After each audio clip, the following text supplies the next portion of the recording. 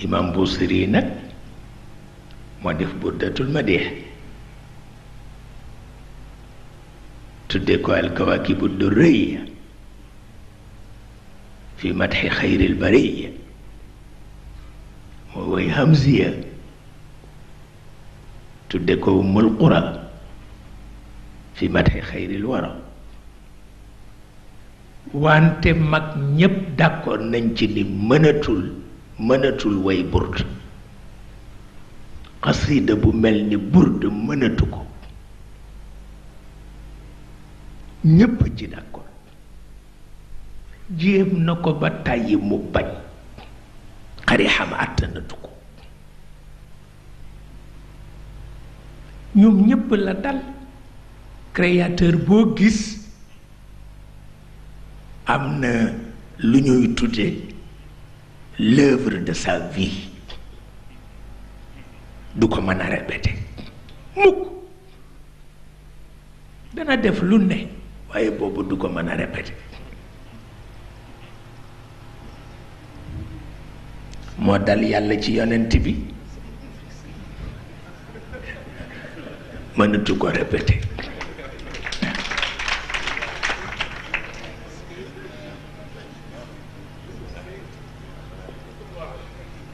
c'est l'œuvre de son existence waaw Sayyidatuna Aïcha moo ko wax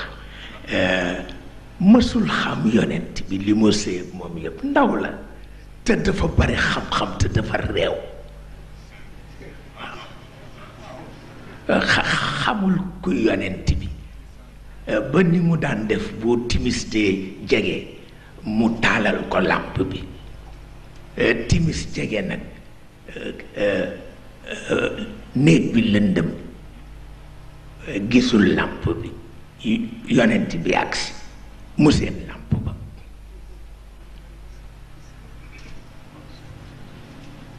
keroog la jëkk a seetlu ni ndeke góor gi lay sëyal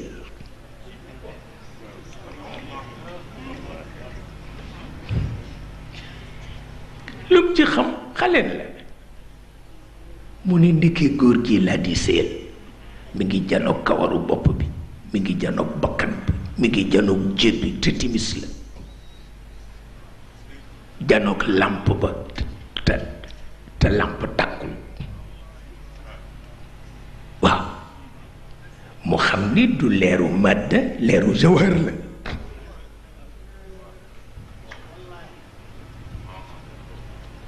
ca la ko waxe baytam yu yéeme yooyu le ba agsi ci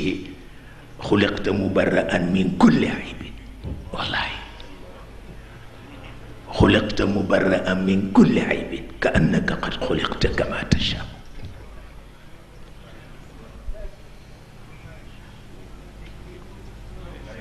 seetal loolu mu ni ko dafa mel ni yàlla bi mu lay bind nag daf la invité nga ñëw mu ni la noo bëgg a mel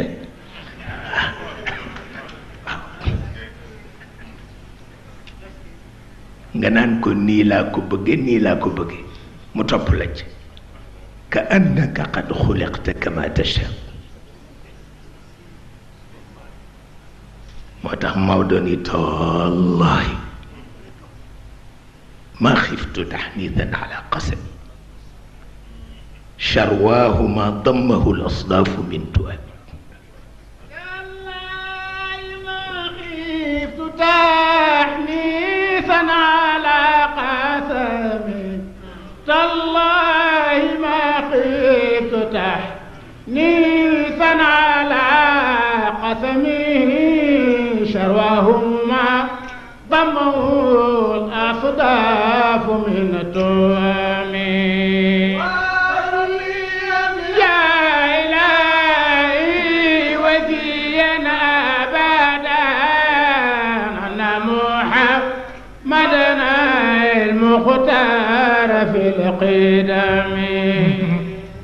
والله بيت فهو الذي تم معناه فهو الذي تم معناه وصورته فهو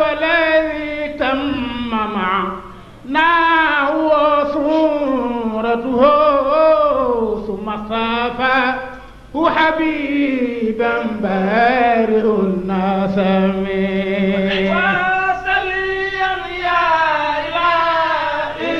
وسيا أبدا أنا محمدا المختار في القدم منزه عن شريك في محاسنه فجوهر الحسن فيه غير منقسم سليا يا إلهي وسيا أبدا أنا محمدا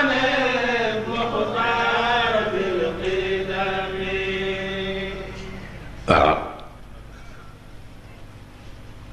منزه عن شريك في محاسنه dañu ko jàng fekk sama turandoo ngi toog mu wax ci ñaari baat yu boolee bayti sayyidatuna Aïcha ak bu Maodo ak bu imam Bousiri dañu woy ñaari baytu yooyu mu xool mag ñi dil la xool ko mu ni leen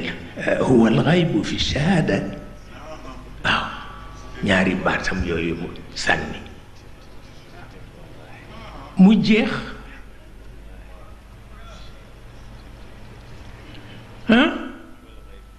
huwa alxaybu fi shahada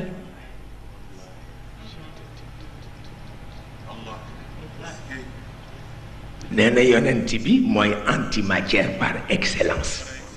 dépêché auprès de la matière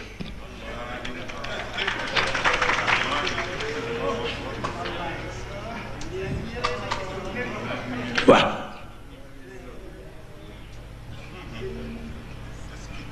te loolu am waaw